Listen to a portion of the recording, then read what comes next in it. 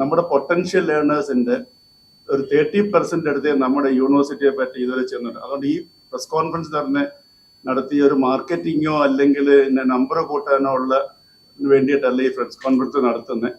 ശരിക്കും ഒരുപാട് പൊട്ടൻഷ്യൽ ലേണേഴ്സിന്റെ അടുത്ത് നമ്മുടെ യൂണിവേഴ്സിറ്റിയെ പറ്റിയുള്ള ഇൻഫർമേഷൻസ് എത്തുന്നില്ല. അപ്പം നമ്മളിങ്ങനെ യാത്ര ചെയ്യുമ്പോൾ ഇങ്ങനെയൊക്കെ ഓപ്ഷൻ ഉണ്ടെങ്കിൽ ഞാൻ ജോയിൻ ചെയ്തേനോ, ഇതാണ് സ്ഥിരം കേൾക്കുന്ന ഒരു പല്ലവി. അതായത് പിന്നെന്താ രണ്ടാമത്തെ കാര്യം എന്ന് പറഞ്ഞാൽ ഒരു 50% ഈ ഫേസ്ബുക്കും മൊബൈലൊക്കെ നോക്കി ചെയ്യുന്നു. അത് കഴിഞ്ഞിട്ട് ഒരു 60% എബോവ് എന്ന് പറഞ്ഞ പത്രത്തിൽ, അതായത് 50 വയസ്സിന് മേളിലുള്ളവരെന്ന് പറഞ്ഞത് ഈ പത്രത്തിൽ കൂടെ ന്യൂസ് അറിയുന്ന ആൾക്കാരാണ്.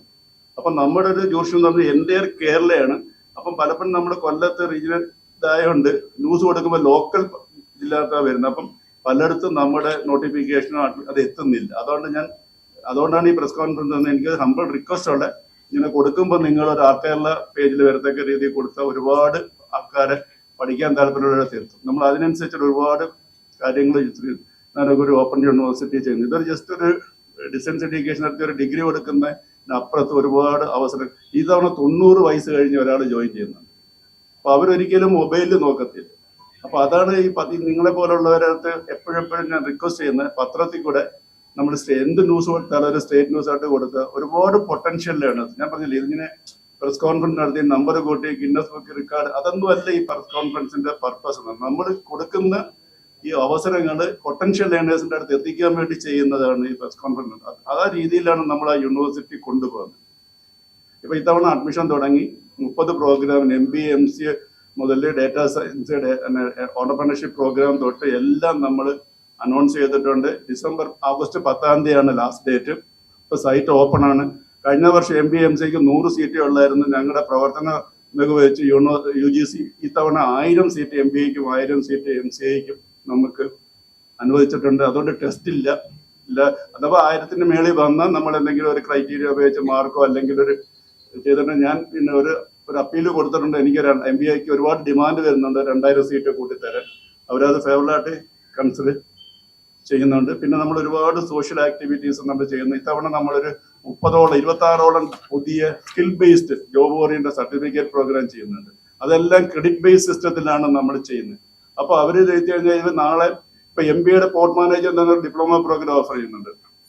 അതുപോലെ എയർപോർട്ട് മാനേജ്, ഏവിയേഷൻ മാനേജ്, അത് നമ്മൾ MBAയുടെ സ്പെഷ്യലൈസേഷൻ ആയിട്ട് കൊണ്ടുവരുന്നു. അപ്പൊ അത് ചെയ്യുന്നവർക്ക് MBA എടുക്കുമ്പോൾ അവർക്ക് പിന്നെ സ്പെഷ്യലൈസേഷൻ ഉണ്ട്. അപ്പൊ ഡ്യുവൽ സ്പെഷ്യലൈസേഷൻ ഓഫർ, അത് MCAക്ക് പോലും ഡ്യുവൽ സ്പെഷ്യലൈസേഷൻ ഓഫറിലാണ് ചെയ്യുന്നത്. അങ്ങനെ ഏത് സർട്ടിഫിക്കറ്റ് കൊടുത്താലും അവർക്ക് നാളെ ഏതെങ്കിലും UG PG ചെയ്യുമ്പോൾ ക്രെഡിറ്റ് അങ്ങോട്ട് ട്രാൻസ്ഫർ ചെയ്ത് അതിൽ കുറച്ച് ഇപ്പൊ അറിയാമല്ലോ ക്രെഡിറ്റ് മതി, പീരീഡല്ല.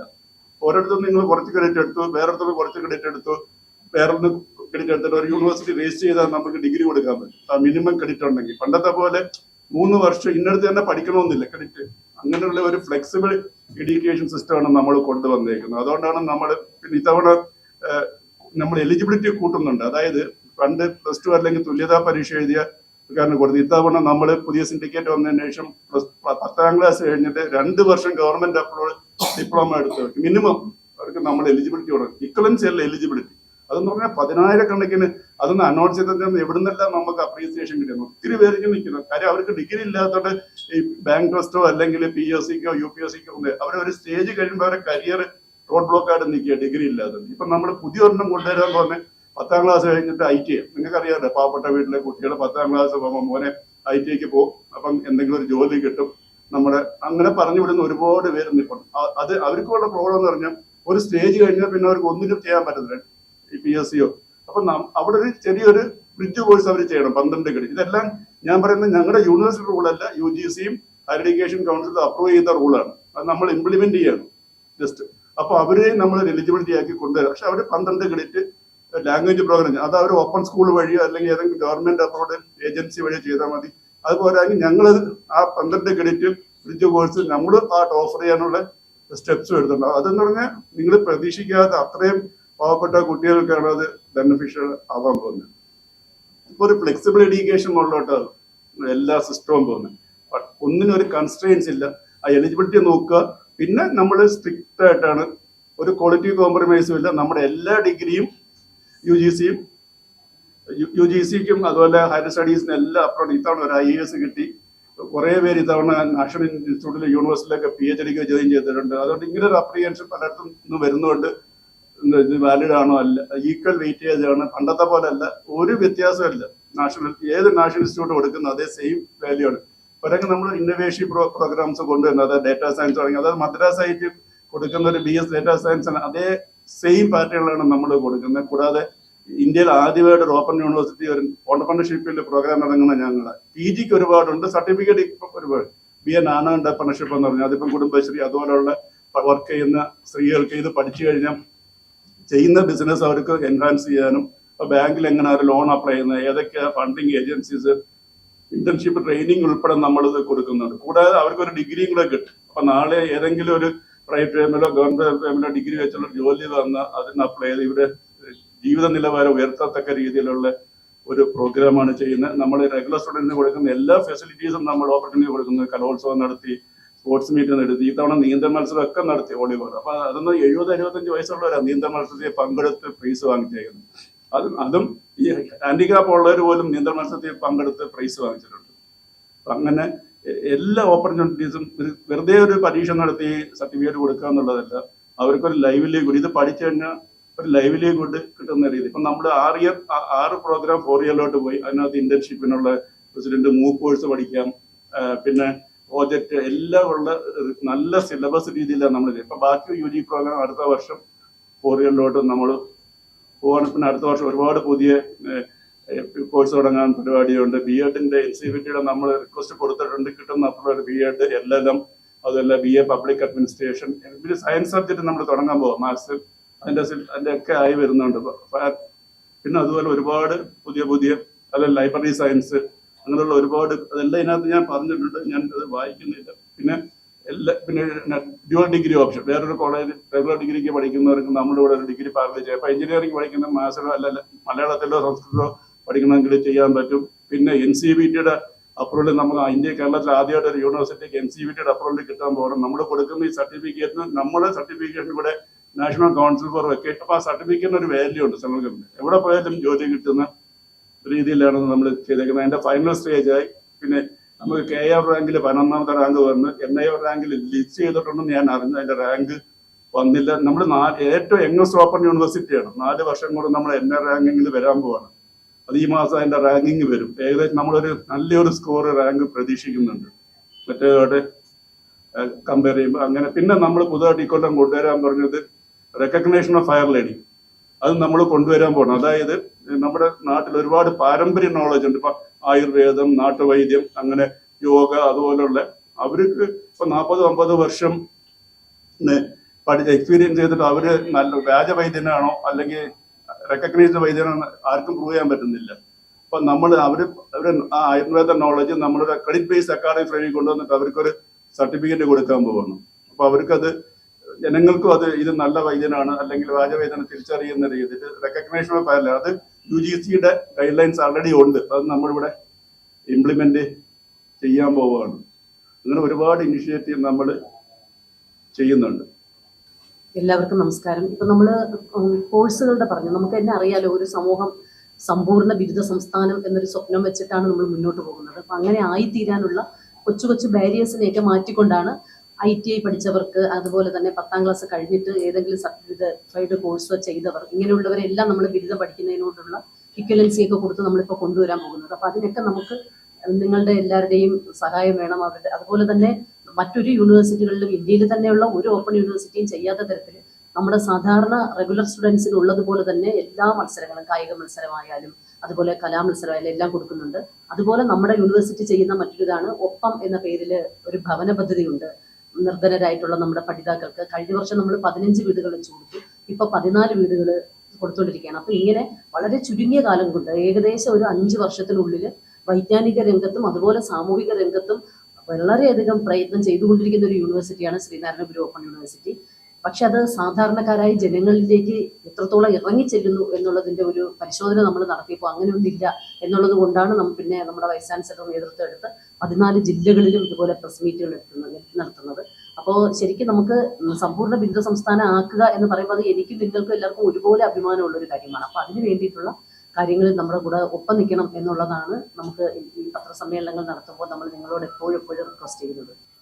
അതായത് 3 മോഡാണ് UGC അപ്രൂവ് ചെയ്ത മോഡ്. അതായത് റെഗുലർ മോഡ്, ഞങ്ങൾ നടത്തുന്ന ഡിസ്റ്റൻസ് മോഡ്, അല്ലെങ്കിൽ ഓൺലൈൻ മോഡ്. ഈ പ്രൈവറ്റ് രജിസ്ട്രേഷൻ എന്ന് പറഞ്ഞ ഒരു മോഡ് UGC ഒരിടത്തും പറഞ്ഞിട്ടില്ല. അതിൽ പഠിക്കുന്ന സർട്ടിഫിക്കറ്റ് കുട്ടികൾ ഇൻവാലിഡ് ആണ്.